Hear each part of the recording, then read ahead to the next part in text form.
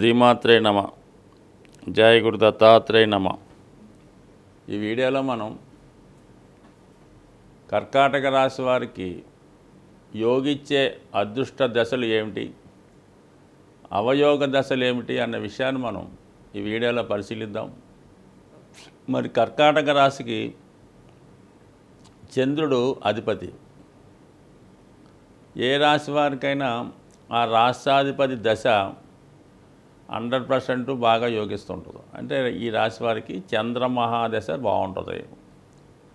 దాని తర్వాత ఏంటంటే ఈ రాశిలో జన్మించిన వారి యొక్క జీవితం ఏ దశతో ప్రారంభమవుతుంది అన్న విషయాన్ని పరిశీలించినప్పుడు ఇందులో ముఖ్యంగా పునర్వసు 4వ పాదం, పుష్యమి, ఆశ్లేష.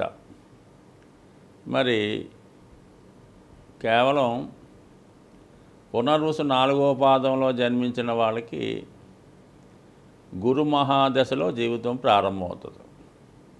సో గురువు సుమారుగా మరి ఈ 4 సంవత్సరాలు ఉండడం జరుగుతూ ఉంటుంది.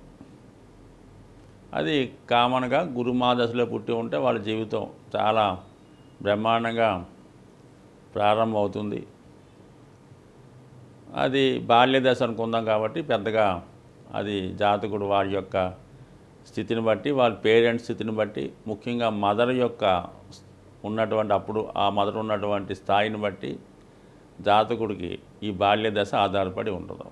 అంటే దాని తర్వాత వచ్చినటువంటిది శని మహాదశ. ఈ 19 సంవత్సరాలు ఉండే శని మహాదశలో మరి జాతకుడికి ఇదే విద్యాదశ కాబట్టి విద్య అంతా కూడా ఈ 19 సంవత్సరాల్లో సాగుతూ ఉంటుంది. సో శని క్రమశిక్షణకి కారకుడు. సో దాంతో చంద్రుడి యొక్క రాశిలో ఉండడం, ఈ నక్షత్రానికి అధిదేవతగా బృహస్పతి ఉండడం, ఇవన్నీ కూడా జాతకుడు చాలా క్రమశిక్షణతో ఒక హాస్టల్లో అవ్వచ్చు, రెసిడెన్షియల్ పాటలో అవ్వచ్చు, ఒకళ్ళ యొక్క అజమాయిషితో విద్య పూర్తి చేయడం వల్ల చాలా తొందరగానే విద్య ప్రారంభమవుతుంది. అంటే 23వ సంవత్సరం రాబోతులకే జాతకుడు మరి తన యొక్క బేసిక్ ఎడ్యుకేషన్ అంతా కూడా మెయిన్ సంపాదనకి ఏ విద్య అయితే కావాలో, బతకడానికి ఏదైతే కావాలో అది జరిగిపోతుంది. దాని తర్వాత వచ్చేది బుధ మహాదశ. సో అది కూడా జాతకుడికి తృతీయ వ్యయాధిపతి దశ అవ్వటం వల్ల ఏమవుతుందంటే సాధారణంగా ఈ రాశిలో జన్మించిన వారు ఉన్నత విద్య కొరకు, అంటే సాధారణంగా బీటెక్ అయిన తర్వాత ఇంకో చదువు అయిన తర్వాత దాని తర్వాత పై చదువులు, అంటే బుధుడు ఎప్పుడు కూడా విద్యార్జనకి, సాధారణంగా జ్ఞానాన్ని ఆర్జించడానికి, వ్యాపార విషయాలు, ధన సంపాదన వీటి మీద ఎక్కువగా దృష్టి పెట్టడం జరుగుతుంది. కాబట్టి ధనం సంపాదించాలనే అంతర్గత ఉద్దేశం ఉంటుంది. కానీ చదువు నిమిత్తం వాళ్ళు కొంత విదేశం వెళ్ళడం జరుగుతూ ఉంటుంది ఎక్కువగా. మరి ఆ బుధ మహాదశ వీళ్ళకి ఆ ఉన్నత విద్యా సమయంలో స్టార్ట్ అవ్వడం వలన మరి ఎక్కువ మంది మరి విదేశంలో విద్యకు వెళ్ళడం, లేదంటే ఇతర రాష్ట్రంలో మంచి కాలేజీలో చదవడం జరుగుతూ ఉంటుంది. అయితే ఏంటంటే బుధుడు ఈ కర్కాటక లగ్నం వారికి అంతగా యోగించకపోవచ్చు. అయితే బుధుడికి ఒక విశేషమైన లక్షణం ఉంది. ఏ గ్రహంతో కలిసి ఉంటే ఆ గ్రహ ఫలితాలు ఇవ్వడం జరుగుతుంది. సో అది పక్కన పెడితే దాని తర్వాత వచ్చే కేతు మహాదశ. కేతువు ఈ రాశి వారికి కుజుడితో పాటు యోగకారకుడు అవ్వటం వల్ల అది కొంతవరకు, అంటే మరి కేతువు దగ్గర రాబోతులకి ఎంత అవుతుంది, 40వ సంవత్సరం తర్వాత నుంచి కేతువు, 47 తర్వాత శుక్రుడు. సో ఏదైనా జాతకుడికి ఈ కర్కాటక లగ్నం కర్కాటక రాశి ఒకటైనప్పుడు ఏమవుతుందంటే ఎక్కువ టైం ఈ శని మహాదశ, ఈ బుధ మహాదశ రెండు కూడా మ్యాక్సిమం బాల్యంలోనే 36 సంవత్సరాలు జరగడం వలన అన్నీ ఉన్నా కూడా అనేక స్ట్రగుల్స్ ఎదుర్కోవడం జరుగుతూ ఉంటుంది, అనేక చికాకులు ఎదుర్కొంటూ ఉంటాడు. వీళ్ళకి ఎప్పుడు ప్రారంభంలోనే పుట్టినప్పుడు పునర్వసులో పుడితేనే గురుదశ వస్తుంది. లేని పక్షంలో వచ్చే దశలన్నీ కూడా వ్యతిరేక దశలు. కేతువు తర్వాత 37, 36 తర్వాత వచ్చే కేతువు 40 అనుకుందాం, 43. దాని 43 తర్వాత వచ్చే శుక్ర మహాదశ. అది శుక్రుడు కూడా ఈ లగ్నానికి అంత ఉపయోగపడ్డు. పైపెచ్చు ఈ రాష్ట్రాధిపతి చంద్రుడికి శుక్రుడు పరమశత్రువు అవటం వల్ల ఇంచుమించుగా మరి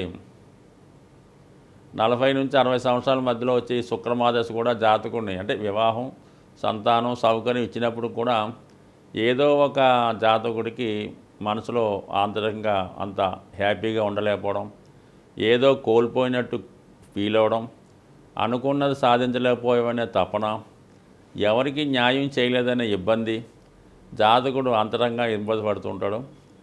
మరి కొంతమందికి శుక్రమాదశ ఏదైనా కళారంగంలో, సినిమా ఫీల్డ్లో, టీవీ ఫీల్డ్లో ఉన్నప్పుడు బయట పలుకుబడి ఉంటుంది, అంతర్గతంగా నేము ఫ్రేమ్ ఉంటుంది, అభిమానులు ఉంటారు. కానీ వ్యక్తిగత జీవితం చాలా చికాకులతో, ఇబ్బందులతో కూడుకునే అవకాశం ఉంటుంది. అంటే ఇక్కడ మనం చెప్పేది ఏంటంటే ఈ అనుకూలమైన దశలు జాతకుడికి చివరి జీవితంలో వస్తూ ఉంటాయి. అంటే ఈ శుక్రుడైన తర్వాత వచ్చే రవి, అంటే ఇంచుమించుగా మనకి 65-70 సంవత్సరాలు, 60 తర్వాత వచ్చే రవి దశ, దాని తర్వాత కుజ దశ, ఇవన్నీ కూడా జాతకుడు యోగిస్తాయన్నమాట. సో అందువల్ల ఏంటంటే ఈ కర్కాటక లగ్నం వారికి అనుకూలమైనటువంటి దశలు గురు మహాదశ, కుజ, చంద్ర, రవి మహాదశలు జీవితంలో లేటుగా రావడం వల్ల, ప్రారంభంలో వచ్చే దశలన్నీ కూడా మరి ఈ శని, బుధ, శుక్ర ఈ ప్రారంభంలో రావడం వల్ల జాతకుడి జీవితం పోరాటంతో సాగినట్టు అనేక స్ట్రగుల్తో ఉంటుంది.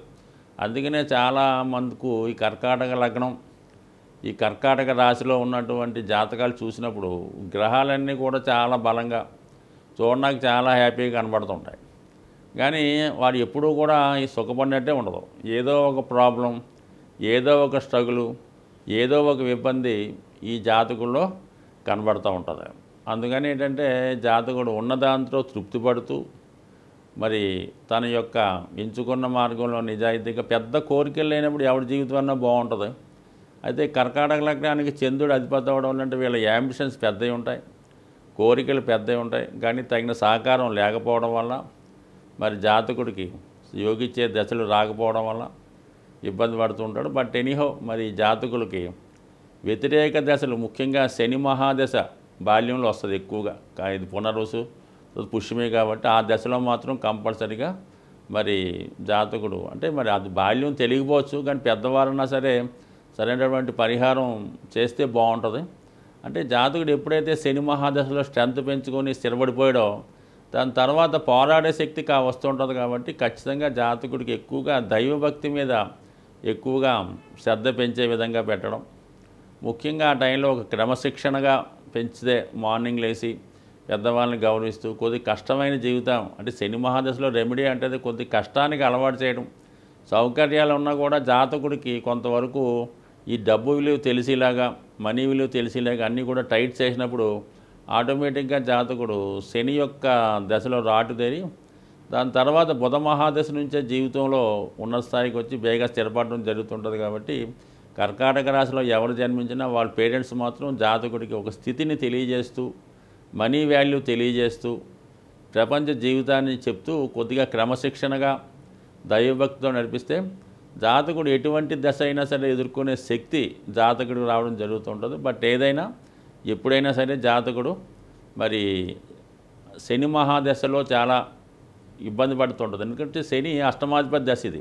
ఉద్యోగాలు పోవడం, అదే వివాహ జీవితంలో ప్రాబ్లమ్స్, అనుకోకుండా దివాలా తీయడం, నష్టపోవడం, ఆస్తి పోగొట్టుకోవడం జరుగుతుంటుంది. కాబట్టి మరి శని ఎప్పుడైనా అంతర్దశగా వచ్చినా, మహాదశలో వచ్చినా ఖచ్చితంగా ఆ టైంలో జాతకుడు తగు విధమైనటువంటి జాగ్రత్త తీసుకుంటూ మరి ఈశ్వరుని, శివుణ్ణి సదా పూజించుకుంటూ మరి ఎప్పుడూ నిజాయితీగా దైవ సంకల్పంతో ఉండటం వల్ల జాతకుడు ఖచ్చితంగా జీవితంలో ఎదుర్కొని సక్సెస్ అయ్యే స్థితి ఉంటుంది. సాధారణంగా మనం ఈ గోచార ఫలితాలు పరిశీలించినప్పుడు వ్యక్తిగతంగా వారి వారి రాశులను బట్టి కాకుండా సహజంగా ఏర్పడే కొన్ని గ్రహాల కలయికలు జాతకులు అందరి మీద ప్రభావం చూపిస్తూ ఉంటుంది. అంటే సహజ రాశి చక్రం అయినటువంటి ఉంటుంది. అంటే అది మేషం లగ్నంగా తీసుకొని 12 భావాలు లెక్కేయడం జరుగుతూ ఉంటుంది.